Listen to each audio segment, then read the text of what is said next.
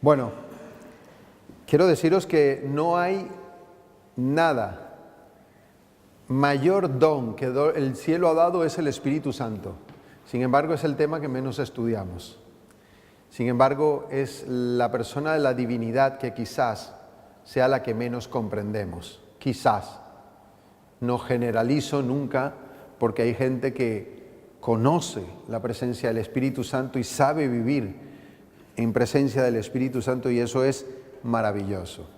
Ahora, Jesús dijo algunas cosas que son importantes. Fijaros lo que Jesús dice antes de dar una de las mayores promesas de esta tierra. Jesús dice lo siguiente, y se lo dice a los discípulos y le dice: hijitos, aún estaré con vosotros un poco, me buscaréis, pero como dije a los judíos, así os digo ahora a vosotros: a donde yo voy, vosotros no podéis ir, les dice el Señor.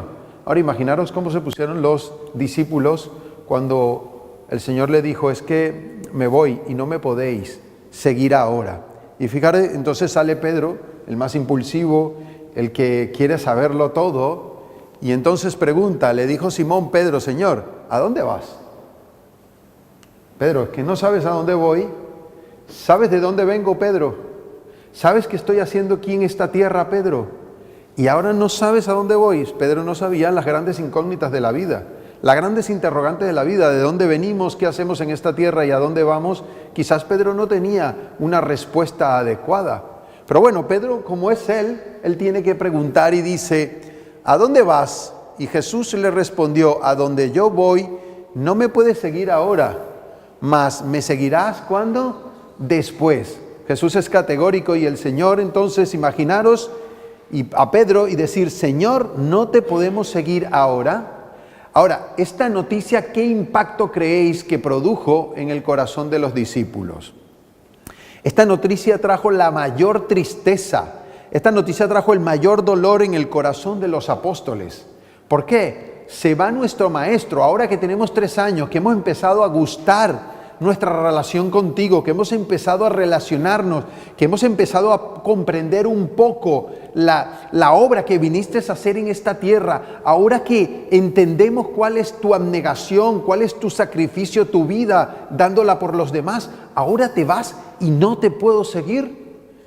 Vamos a ver que los discípulos se van a enfrentar a uno de los mayores desafíos de su momento y de su época, y era la realidad de ser separados de su maestro. Qué interesante, porque ahora el Señor sabe que están tristes hasta el dolor del alma, están muy tristes, están a tal punto que yo creo que cuando un ser querido se nos muere es un dolor muy fuerte, y cuando es más cercano ese ser querido todavía es más fuerte. Quizás pudo haber rozado en la escala del dolor, quizás pudo haber rozado en la escala del dolor la aflicción de los discípulos, porque en este caso Jesús se iba y no los podía seguir en ese momento. Y entonces el Señor tiene que proceder de alguna manera a consolarlos. Y en ese consuelo tiene que llegar el consuelo al corazón de los discípulos por la situación que estaban viviendo en ese momento. Y por eso la primera idea con la cual creo yo que el Señor los consuela es de la siguiente forma. Fijaros lo que le dice el Señor. El Señor le dice: en la casa de mi Padre. Y le dice: muchas moradas hay. Si así no fuera, yo os lo hubiera dicho. Voy pues a preparar lugar, ¿para quién? Para vosotros. Interesantes. Aquí yo veo dos ideas interesantes. Jesús les indica a los apóstoles que va a la casa de ¿quién? A la casa del Padre. ¿Y dónde está la casa del Padre? En el cielo. ¿Recordáis que los discípulos le pidieron: Señor, enséñanos a orar? Y Él les dijo: Padre nuestro que estás ¿en dónde? En el cielo. Lo que significa que la casa del Padre está ¿en dónde? En el cielo. Lo que significa que los discípulos saben que se va a un lugar que medio comprenden conceptualmente, pero que tiene que estar lejos porque ni siquiera se ve. Saben que existe porque el Señor se los ha dicho, pero ninguno ha ido hasta la casa del Padre para saber ni cómo es, ni a qué distancia está de la tierra. Sin embargo, Jesús les está diciendo: voy a regresar a mi hogar. Jesús les está diciendo: vengo del cielo he estado en esta tierra y ahora vuelvo a mi Padre. Jesús se vuelve a su hogar. Sin embargo, los apóstoles siguen tristes. En vez de ponerse alegres, mi Señor vuelve a su hogar. No, me pongo triste porque te vas. Nosotros no estamos exentos de esto, somos muy humanos y las relaciones humanas nos gustan. Y cuando son nuestros seres queridos, y con Jesús, que era el maestro que todo lo proveía para comer, proveía para andar, proveía para el evangelio, proveía para los enfermos, proveía para todo. ¿Quién no quiere andar con un héroe como Jesús? Ellos dicen, es que no queremos que te vayas de nuestro lado.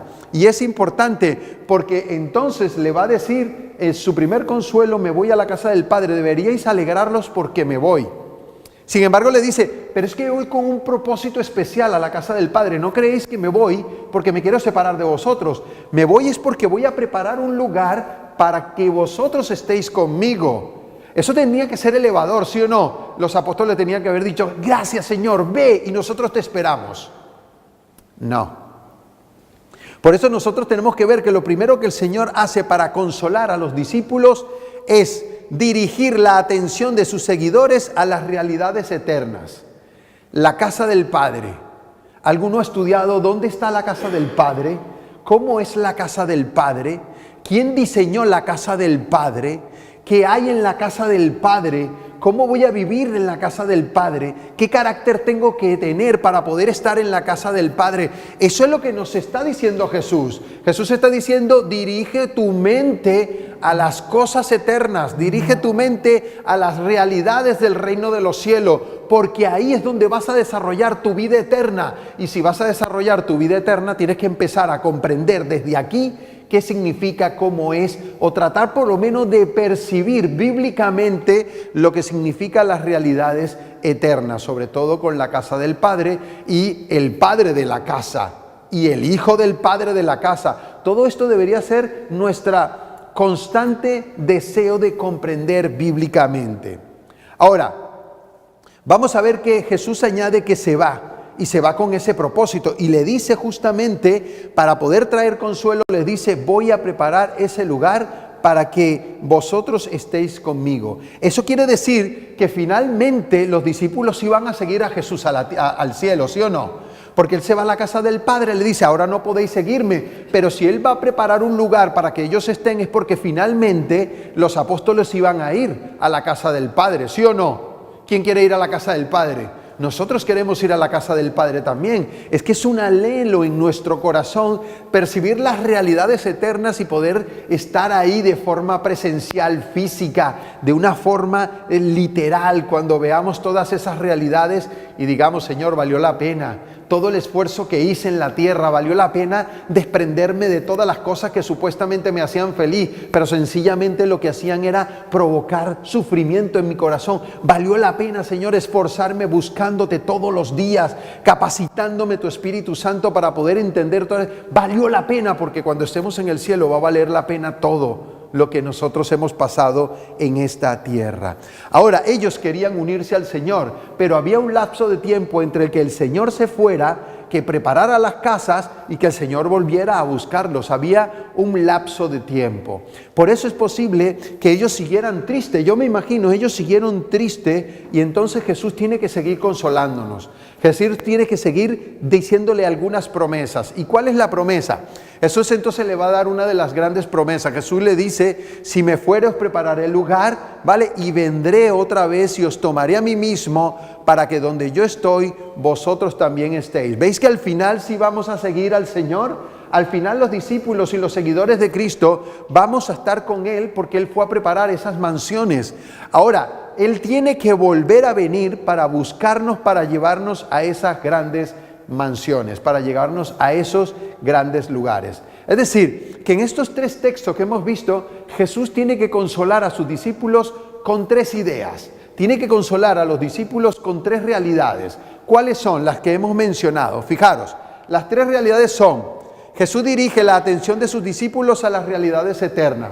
Hey chicos, que no vine a establecer un reino terrenal, mi reino es del reino de los cielos, calmaos, tranquilizados, no estéis tristes. Y entonces el Señor dice, no, les consuela con el propósito de preparar las mansiones. chicos, habéis dejado barcas, habéis dejado casa, habéis dejado vuestro trabajo, pero es que yo os tengo palacios reales y mansiones eternas, está diciendo Jesús. No os preocupéis, consolaos con eso. Pero me imagino, todavía estamos tristes, no nos queremos separar de ti. Y entonces le dice, les promete, le dice, vendré otra vez, les dice Jesús. Sí, vendré otra vez, la mayor de las promesas con las cuales nos movemos todos los que creemos en Cristo. Pero sus pensamientos quizás fueron los siguientes. Fijaros, ¿qué harían cuando se fuera Jesús? Porque hay un lapso de tiempo entre que Jesús se va y Jesús vuelve, porque Él lo promete. Durante ese tiempo, ¿qué iban a hacer ellos? Número 2, ¿qué piensan? Me imagino yo. Dice, ¿a quién se volverían? Si todos los días teníamos un propósito de salir de casa, ¿cuál era el propósito? Vamos a unirnos con el maestro porque el maestro todos los días tiene un programa, tiene un proyecto evangelístico, todos los días tiene algo que hacer en pro de la gente, en ayuda en el servicio de la gente. Todos los días hay algo que hacer. Yo me imagino si cada uno de nosotros tuviéramos un amigo que dijera todos los días, ¿qué vamos a hacer hoy para evangelizar? ¿Qué vamos a hacer hoy para salir a ayudar a la gente? Yo no me imagino si yo tuviera un amigo así, que pudiéramos todos los días hacer algo como esto. Sería increíble. Por eso el Señor envía a los 70, los envía siempre ¿de qué forma? De 2 en 2. ¿Para qué? Para preparar el camino para el Señor. Y luego entonces me imagino que pensaron también, dice, ¿cuánto tiempo habría entre su partida y su regreso? Es decir, que esas razones son muy posibles. Las razones que les dio el Señor son muy posibles que no lograra consolar a los discípulos de la tristeza de que su maestro se iba a ir. ¿Por qué? Porque la presencia física personal de su maestro era mejor que cualquier mansión celestial. Era mejor estar en la presencia de Cristo que cualquier promesa que le pudiera hacer el mismo Cristo. Ellos anhelaban seguir con su maestro. Ahora, es verdad que hay cierto grado de egoísmo en esto, ¿no? Mi maestro se quiere ir a casa, o más que se quiere ir, se tiene que ir. ¿Por qué se tiene que ir a casa? Bueno, porque tiene que venir alguien en su representación. Y eso no lo entendían ellos. Entonces, cierto egoísmo, no quiero que te vayas, no quiero que vayas a realizar todo lo que tenga que ver con el plan de salvación. Queremos que te quedes con nosotros y que pasemos todos los días juntos. Ojalá le digamos así siempre al Señor: Señor, quiero que pases el día conmigo, quiero que pases la noche, que te acuestes conmigo, no quiero que te vayas ni un instante de mi lado, que estés constantemente conmigo. Era lo que anhelaban los discípulos, era lo que anhelaban los apóstoles. No tenían tiempo ni para visitar a la familia, es que es increíble porque tenían tantas cosas que hacer que el Señor es interesante. Entonces el Señor tiene que presentarles a su sucesor, porque si no les presenta a un sucesor, ellos no iban a quedar tranquilos. El Señor entonces le presenta el mayor consuelo que pueda existir sobre la faz de la tierra. Y no son las mansiones, y no es que vendré otra vez. No es eso. La mayor consolación que recibieron los discípulos en ese momento es: y si me amáis, guardad mis mandamientos, y yo rogaré al Padre y os daré otro. ¿Qué significa la palabra otro consolador? Esto implica que Jesús también es ¿qué?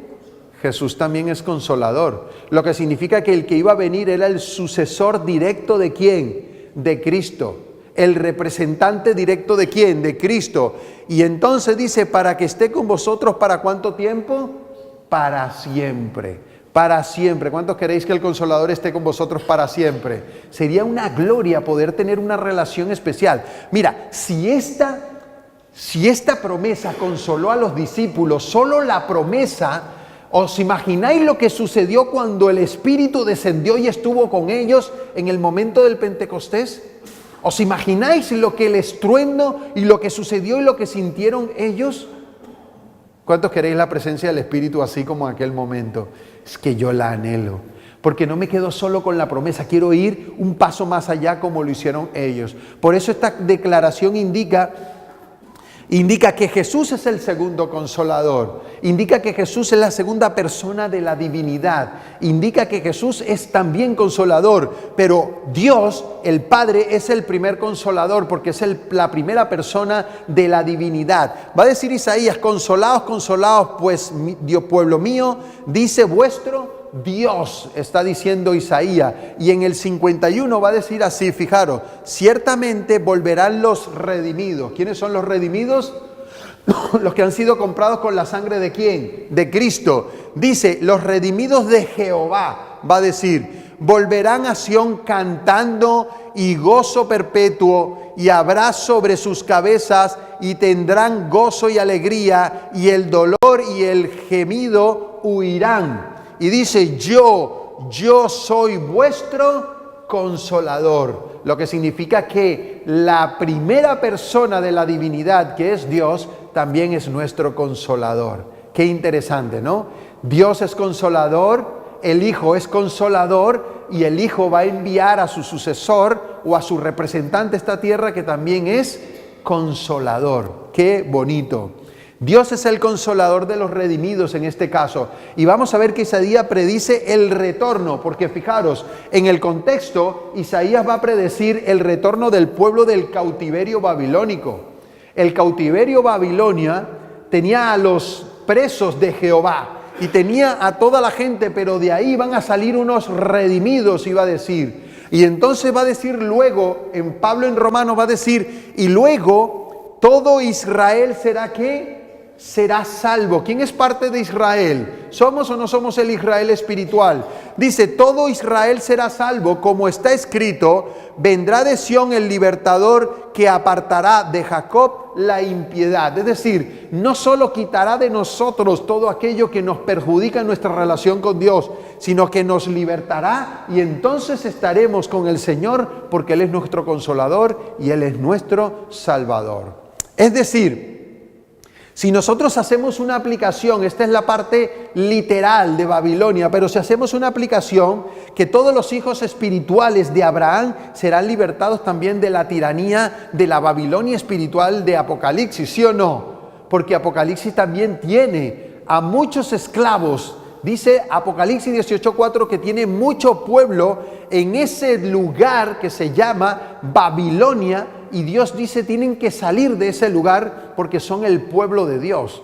Hay mucha retención, así como Babilonia tenía retenido al pueblo de Dios literalmente de forma espiritual, la Babilonia de Apocalipsis también tiene retenido a mucho pueblo espiritual de Dios, al Israel espiritual. Y entonces Dios le va a decir que llegará un momento que Él salvará a los redimidos, que Él salvará a todo Israel.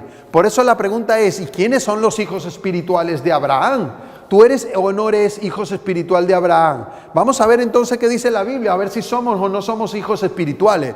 Dice Gálatas 3:7, dice, sabed por lo tanto que los que son de la fe, estos son hijos de Abraham. Pregunto, ¿tú eres de la fe o no eres de la fe? Sí, entonces dice, los que son de fe, estos son hijos de Abraham. O sea que en el Antiguo Testamento se tenían que mover por la ley o por la fe. Porque los hijos de Abraham tienen que ser los de la fe, dice ahí en este caso. No como algunos que dicen que en el Antiguo Testamento es la ley y en el Nuevo Testamento es la fe o la gracia. No, la fe siempre que ha tenido que existir, y la única forma de ser salvo es por fe y por gracia. No hay otra forma de ser salvo, no existe otra forma.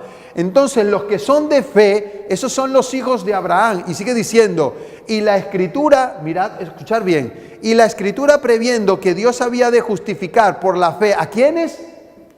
A los gentiles. ¿Y dónde están los gentiles en aquel caso? Fijaros lo que dice, dio de antemano la buena nueva a Abraham, diciendo, en ti serán benditas todas, ¿qué cosa? Las naciones. Ahí en todas las naciones de la tierra estaban los gentiles, ¿sí o no? Por supuesto, ya Dios de antemano había previsto la salvación de los gentiles. Nosotros no podemos decir que la salvación de los gentiles es de una forma y la salvación de los judíos es otra. Eso es una aberración, no se puede decir eso, hermanos. ¿Por qué? Porque Dios tiene una y única y exclusiva salvación para toda la raza humana. No hay una forma de salvarse en el Antiguo Testamento y una forma de salvarse en el Nuevo Testamento. Eso no existe. Dios de antemano ya había previsto a los gentiles cuando le dijo a Abraham: en tu simiente serán benditas todas las naciones de la tierra. Lo está diciendo Pablo, no lo estoy diciendo yo. Esta es la realidad. Ahí estaban incluidos, en la promesa de todas las naciones, estaban incluidos todas las naciones debajo de la tierra. Todos los pueblos, naciones y lenguas tenían que ser salvos ¿a través de qué? A través de la fe. Única y exclusivamente a través de la fe. Y entonces va a decir en el 29 y concluye: y si vosotros sois de Cristo, ciertamente el linaje de Abraham sois. ¿Quiénes son los hijos de Abraham? El pueblo de Dios, ¿sí o no? El pueblo de Dios espiritual. Pregunto, ¿en el Antiguo Testamento en el pueblo de Dios había gente espiritual y gente carnal, sí o no? Por supuesto que lo había. ¿Y a qué se refiere esto? Los del linaje de Abraham son los de la fe, los espirituales. Y entonces todo aquel que pertenece a Cristo, ¿ok?, se convierte en linaje de Abraham. Entonces Dios marca un linaje espiritual a través de Abraham. Y todos los hijos de Abraham que sean de la fe, entonces esos tuvieron que haber creído ¿en quién? Tuvieron que haber creído en Cristo. Desde el mismo llamamiento de Abraham, de ahí en adelante está diciendo la Biblia que el que no crea en Cristo no puede ser salvo. No puede ser salvo. Es la única manera de poder alcanzar un linaje. En el linaje de Abraham estamos incluidos vosotros y yo, porque somos de la fe, y ahí estaba incluido todas las naciones bajo la tierra. Por eso lo importante es que el Padre y el Hijo son consolador. El Padre y el Hijo lo que quieren es ayudar a la raza humana. ¿A qué? A que vuelvan de nuevo a la posición que nos ha quitado, la posición de ser hijos de Dios, de tener restaurada la imagen de Dios en nosotros. Porque nosotros tenemos un gran problema, y el problema que tiene la raza humana es que por cuanto todos pecaron, todos estamos destituidos ¿de quién? Estamos destituidos de la gloria de Dios. ¿Y qué es un consolador? Un consolador es ayuda en tiempo de necesidad, que es alguien que está a nuestro lado para ayudarnos constantemente. Ahora, Cristo les dijo a los discípulos, entendiendo lo que significa una persona que está al lado de la otra para ayudarlo en la necesidad, Cristo les dijo, fijaros: yo rogaré al Padre y os dará otro consolador. Interesante, la pregunta es, ¿quién es el tercer consolador? ¿Y quién es el otro consolador? Como Dios está diciendo en este caso. Vamos a ver que lo va a decir el mismo Jesús. Dice, el Espíritu de verdad. Mi pregunta es en este caso, ¿por qué se le llama el Espíritu de verdad? ¿Por qué se le llama el Espíritu de verdad al Espíritu Santo? Y fijaros lo que dice, al cual el mundo no puede recibir porque no le ve ni le conoce. ¿Quién no lo ve ni le conoce? El mundo. Pero dice, pero vosotros, los espirituales, los de la fe, los del linaje de Abraham, todos vosotros, dice, le conocéis. Y no solo le conocéis, sino que el Espíritu va más allá, dice, porque mora en vosotros y estará en vosotros. Mora con vosotros y estará en vosotros. Dime si esto no es la verdad presente. Dime si esto no es lo más grande que puede haber en la Escritura después de todo lo que ha hecho Cristo por nosotros. ¿Por qué? Porque la única manera de alcanzar todo lo que Dios y Cristo ha hecho por nosotros es a través de ¿quién? Del Espíritu de la verdad. Fijaros, dice, reflejemos a Jesús, dice, ¿qué es el Consolador? Es el Espíritu Santo. ¿Qué es el Espíritu Santo? Es el representante de Jesucristo. Es nuestro abogado, que permanece de nuestro lado y presenta nuestras peticiones delante del Padre con la fragancia de sus... Pregunto, ¿sin el Espíritu Santo llegarían nuestras oraciones al cielo, sí o no? Imposible. Sin el Espíritu Santo, ¿nosotros estaríamos representados en esta tierra? No, imposible, porque el único representante de Dios en la tierra es el Espíritu Santo. Él, el Espíritu Santo, es el representante de nuestro Señor Jesucristo en la tierra. Por eso la pregunta es, ¿por qué es llamado el Espíritu de verdad? ¿Por qué en este caso es llamado?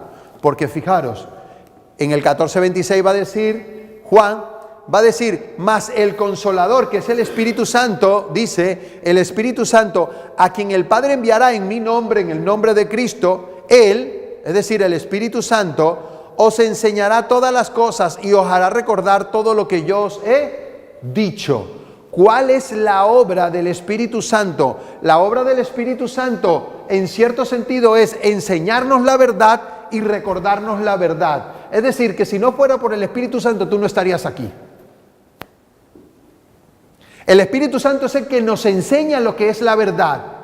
El Espíritu Santo es el que nos hace comprender que la verdad es algo que está revelado en las Escrituras, pero que se humanizó en Cristo Jesús. Eso es lo que nos enseña el Espíritu Santo. El Espíritu Santo nos enseña y nos dice, tú nunca has visto a Cristo morir en la cruz. Tú no sabes qué está haciendo Cristo en el reino de los cielos. Tú no sabes ni dónde está. Pero yo te estoy diciendo, yo te estoy enseñando y yo te estoy recordando que Jesús murió en la cruz por tus pecados y que Jesús ahora está en el santuario celestial intercediendo mediando entre Dios y el hombre para que tú y yo podamos ser salvos. ¿Quién nos enseña eso? El Espíritu Santo. ¿Quién nos recuerda eso? El Espíritu Santo. Porque esa es su gran obra, la obra del Espíritu Santo. ¿Pero por qué se le llama así también? Porque la obra del Espíritu Santo consiste en definir y mantener la verdad en el corazón de los seres humanos. Él define lo que es la verdad. Y Él establece esa verdad en tu corazón y la mantiene. Porque sin el Espíritu Santo no podríamos mantenernos dentro de la verdad que nosotros creemos que es la obra de Dios. Por eso podemos decir que hay consuelo y paz en la verdad. Cuando tú vas a la Biblia, cuando tú la pones en práctica en tu vida, lo que genera eso es paz y seguridad. Eso es la paz y ese es el consuelo que trae la verdad de Dios. Pero cuando nosotros nos movemos en la mentira no existe ni la paz ni el consuelo. ¿Por qué no existe ni la paz ni el consuelo? Porque el espíritu de verdad no se mueve en la mentira. Por eso se le llama el espíritu de verdad. Y entonces, ¿qué es lo que va a suceder? Que a través de las falsas teorías y de las tradiciones es como Satanás obtiene su poder sobre la mente humana. Y él quiere controlar la mente humana, pero no la quiere controlar con la verdad. Porque el que controla la verdad, ¿vale? Y no es controlando, sino proponiéndole al ser humano la verdad es el Espíritu Santo. Pero el que impone la mentira, el que impone la tradición y el que adopta las malas enseñanzas y las impone obligatoriamente, ¿quién es? Satanás. Ese sí quiere quitarnos. Y a través de eso es que él quiere torcer nuestro carácter. A través de todos esos hábitos y todas esas malas enseñanzas y todas esas falsas tradiciones que toda la vida nos persiguen y constantemente están en nosotros. Por eso va a decir la Biblia, en los cuales el Dios de este siglo, ¿quién es el Dios de este siglo? Satanás. Dice, cegó ¿qué cosa? El entendimiento de los incrédulos, es decir, que los ateos, los incrédulos, detrás de ellos está ¿quién? Detrás de ellos está Satanás. ¿Por qué está detrás de ellos? Porque ellos no logran ver la verdad. ¿Por qué no logran ver la verdad? Porque no conocen al Espíritu de verdad.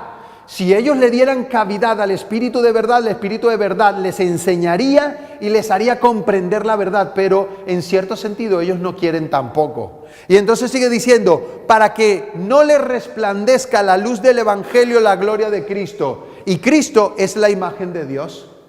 Entonces, ¿por qué no les resplandece el Evangelio a los 8,000 millones de personas que hay en la tierra? ¿Por qué no les resplandece el Evangelio? ¿Por qué? Porque detrás de ellos hay alguien que es muy astuto, que se llama el diablo, Satanás, el Dios de este siglo, que les ha cegado el entendimiento para que no resplandezca las verdades de la Biblia maravillosa que hay. Por eso está así. Fijaros lo que va a decir el Espíritu de Profecía. Dice, el Redentor del mundo se esforzó por llevar el consuelo más efectivo al corazón al corazón de los dolientes discípulos. Claro, están dolidos, están sufriendo, su maestro se va. Y ahora el Señor se esfuerza, le doy la primer consuelo, no lo reciben, les doy el segundo consuelo, no lo reciben, entonces tengo que darle tercer consuelo, pero todavía se sienten adoloridos, ahora les voy a dar el consuelo de los consuelos. ¿Cuál es? Fijaros, Pero del amplio campo de asuntos que tenía a su disposición, escogió el tema del Espíritu Santo, el cual inspiraría y confortaría sus corazones. Sin embargo, a pesar que Cristo dio tanta importancia al tema del Espíritu Santo, cuán poco considera la iglesia. Dice, cuán poco se considera en las iglesias. Cuán poco lo consideramos. Sí, ¿verdad? Qué interesante.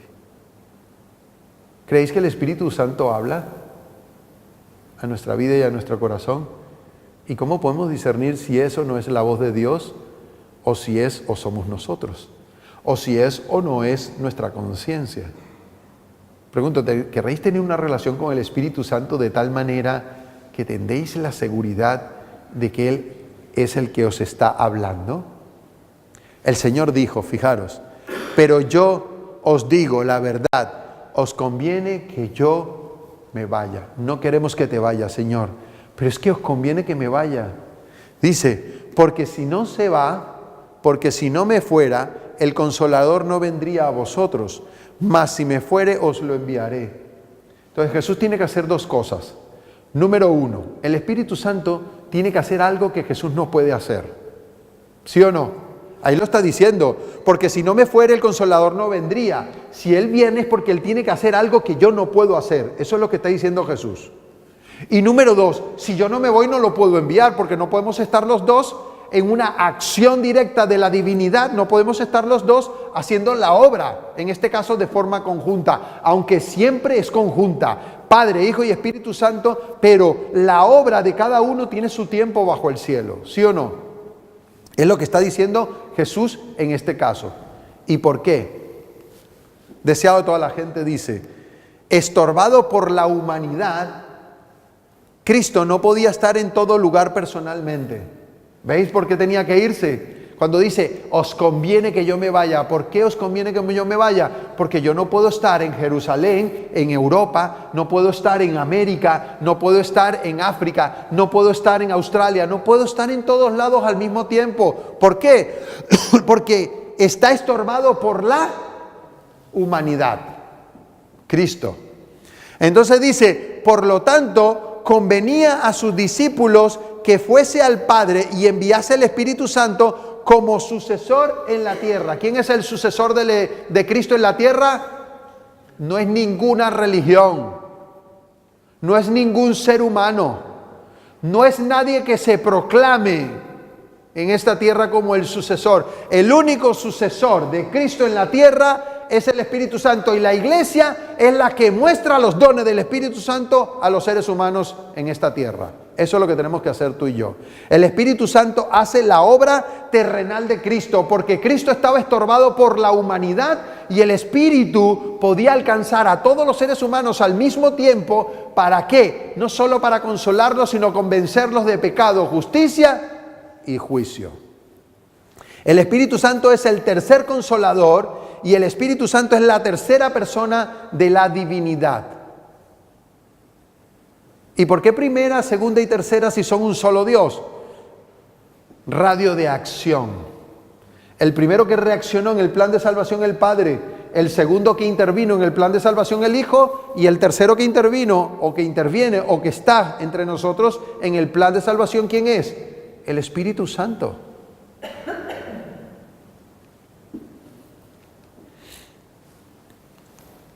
Fijaros. El Espíritu Santo es el representante de Cristo, pero despojado de la personalidad humana e independiente de ella. ¿De qué está despojado el Espíritu Santo? De la humanidad, lo que significa que el Espíritu Santo es Cristo sin la humanidad, ¿sí o no? Y no solo es Cristo sin la humanidad, sino que es independiente de la humanidad de Cristo. Esto ¿es difícil de comprender? Lo sabemos solo por fe, por los registros que tenemos, pero ya el Señor nos lo aclarará todo, lo difícil que es difícil de comprender. Mira, si es difícil comprender las tinieblas, imaginaros la luz, que es mucho más amplia y más grande y más profunda. Por eso el Señor añadió, dice, no os dejaré, ¿qué cosa? Huérfanos, vendré otra vez. Que no nos dejará huérfanos. ¿Por qué no nos deja huérfanos? Porque lo que temían los discípulos era eso, quedarse huérfanos. Lo que temían los discípulos es quedarse sin consolador, quedarse sin su maestro, quedarse sin la presencia divina, quedarse sin el Rey de Reyes y Señor de Señores. Pero entonces Jesús le dice, no os preocupéis, que no os voy a dejar huérfano. ¿Y qué necesitamos nosotros constantemente? Al Espíritu Santo en nuestras vidas. Porque el que no tiene el Espíritu es como si estuviera huérfano. El que no tiene el Espíritu es como si andara solo en la vida. El que no tiene el Espíritu de Dios es como que nada lo llena. Por eso es que el mundo camina en pos de ¿qué? De sus propios vicios. Porque no hay nada que los llene, no hay nada que los consuele, no hay nada que les satisfaga. Y si el Espíritu es el que nos satisface, el que nos consuela y el que nos llena, ya nosotros lo tenemos todo. Esa es la clave. Ahora, ¿qué necesita alguien cuando es huérfano? A un padre. Pregunto, ¿Dios es nuestro padre? Sí. La pregunta también sería, ¿qué necesita un enfermo? A un médico. ¿Jesús es nuestro médico? ¿El Espíritu Santo es el médico de médicos?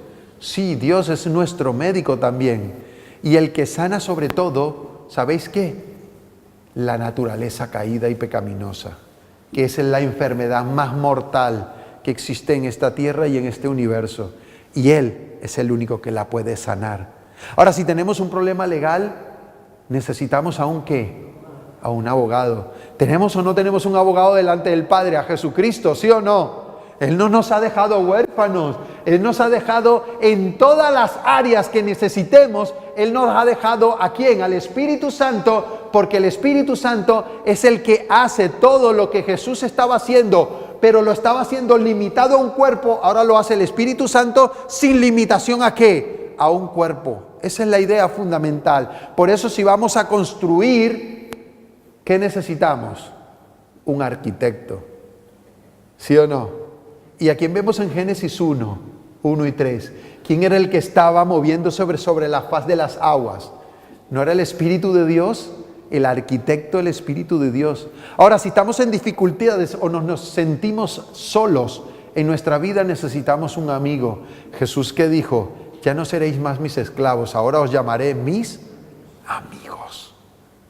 Tú tienes un amigo, tienes un arquitecto, tienes un abogado, tienes a un médico, tienes al mejor de los mejores en tu vida. No necesitas más nada. Todo esto que dice que necesitamos para que no nos deje huérfanos, que es el Espíritu Santo en representación de Cristo para toda la raza humana, no solo para los discípulos, sino para todos los que crean en el mensaje del Evangelio y lo acepten en su corazón como el único y suficiente Salvador, es el Consolador, es nuestro Consolador celestial. Y Él es mucho más que todas las cosas que hemos nombrado ahora, porque todavía nos quedamos cortos con todo lo que Él merece que nosotros digamos de Él. Este es el Espíritu Santo, no estás solo, tienes un gran amigo.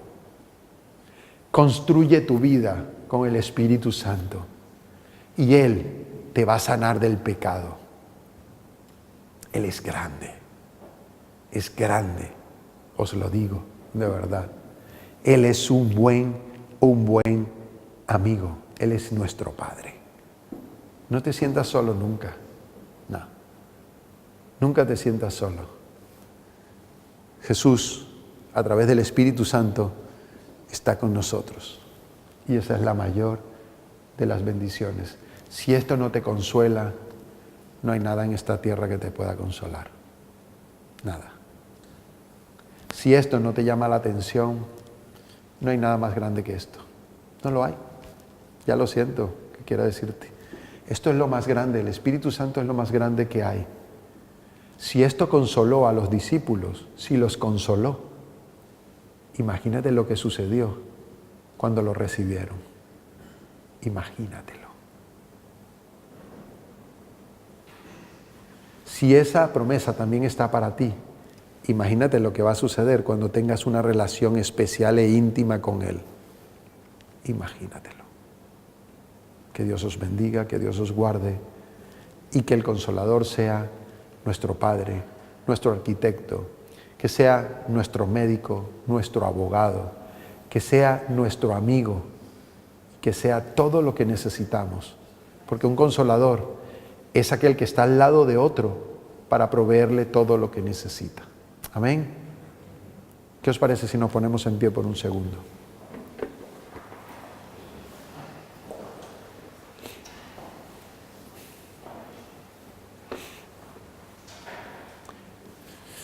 Yo quiero que hagamos una oración especial. Vamos a hacer una oración, primero porque Dios nos capacite a nosotros para poder recibir al Espíritu Santo. Porque el Espíritu Santo, para morar en una vida humana, tiene que ser capacitado, si no, no soportaríamos tanta santidad, no soportaríamos la presencia divina de Él en nosotros. Por eso tenemos que ser capacitados a nivel mental, a nivel físico, en todas las áreas de nuestra vida tenemos que ser capacitados por Él.